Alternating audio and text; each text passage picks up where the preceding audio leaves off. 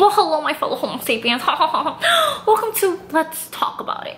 Now, in this episode, we're introducing a new segment called Let's Really Talk About It. This segment is a way to continue the important conversations about topics and issues that continue to affect our society, but this time with your contribution. That's why after every episode of Let's Talk About It, this segment will feature different guests that will give their unique perspectives on the topics that were discussed in the vlog. And since our last topic was about toxic people, in this new episode of our new segment, our guests will be speaking about their experiences with toxic people and how it's shaped their views on toxicity as a whole. Our first guest is none other than Rico Stone from the collective movement 100 Thought. His EP, Kill Will, is available on all streaming platforms and is off the chisel, if I do say so myself. So without further ado, please help me in welcoming my dear friend to Let's Really Talk About It. I cry every single day, and every single night I lay my head and pray. Dreaming of the night, I'm dreaming of the day, and we don't have to fight, and I don't have to pay. The term toxic basically just means to be unproductive. Like anything that you do in life that makes you go backwards, or anything that you do or continuously keep doing that stunts your growth, whether it be in relationships, self-development, like anything you can think of that makes you go forward. If inhibits you somehow, if it stops you from growing, then it's toxic. Negativity is how you identify toxic people. Pretty much like anyone that speaks negativity into your life, anyone that looks down upon you, like any type of just, you know what I'm saying, like anything like you want to do, anything that you feel like is important, and there's people just speaking bad about it, or like, you know, just making you feel like you can't do something or you can't be something. That's negative people. It's just people that keep you where you are or support the toxic things in your life. Anything and anyone could be toxic. It could be a coworker, it could be a family member, it could be a spouse, it could be a close friend. Again, it's just anybody that is stopping you from growing or stopping you from being you. If they support what you do, or they don't at least build up your dreams and goals, they're definitely toxic. Because the goal is always to be productive, is always to keep moving forward. It's because you care, it's because you love them. Usually, like I said, usually the toxic people are really close to you, and no one ever wants to feel like the people they care about the most are trying to hurt them, because they give you that feeling of love, you know, security, support. It's always scary to cut anybody off in any situation, especially in that one, is because you have the fear of being alone, you have the fear of being by yourself, you have the fear of not having nobody to be there for you or talk to you about, you know, whatever it is you're thinking about, might be going through. So it's like, you kind of like, it's like, I guess like drugs, like it make you feel good, but it's not good for you, you know what I'm saying? Like, it's toxic. At the end of the day, you gotta, again, you know, be yourself and strive for what you need to do. I mean, the first thing you should do is, you don't gotta cut them off, but you do gotta talk about it, like, you know, where the negativity coming from, why it's happening, try to get past it if you can. But then at the end of the day, like, if you really can't do it, cut them niggas off, like, you know what I'm saying? Like, it's a dub, you know what I'm saying? There's no hope, you know? Hit the road, Jack. Don't you come back no more.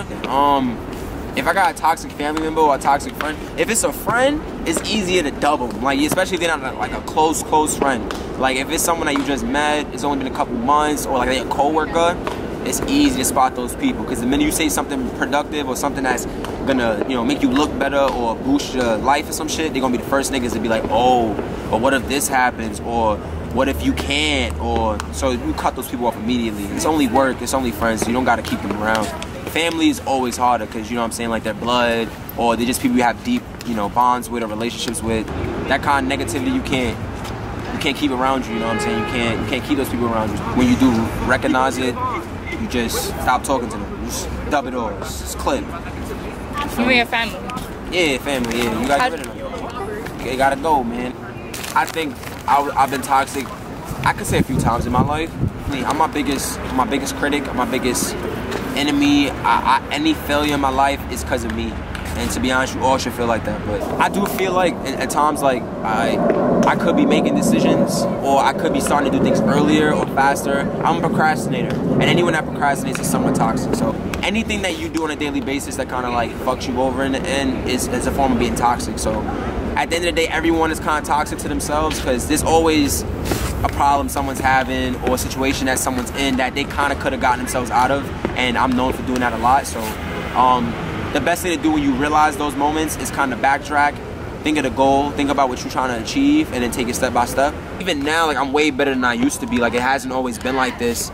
I definitely have come from like an even darker place. Like I feel like I've evolved somewhat. So it's like, I do feel like I will be better eventually, but I do feel like it's gonna take time. I'm not gonna push it. Like I'm not gonna force myself to just be okay, because no one should. You should never force yourself to be okay for anybody. If you're going through something, go through that shit, because you're doing it for a reason.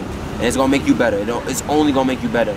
It builds character, so I feel like when I do take that step and I feel like, alright, I'm good, like I know I'm gonna be good, you know what I'm saying? But for now, I'm just taking it one day at a time, you know what I'm saying? Rome wasn't built in a day, and I'm probably one of the tallest buildings you'll ever see, So first off, you can't really get away from toxic anything, only because the world we live in is toxic. The only thing you could do is remain being you and find a time to be yourself by yourself.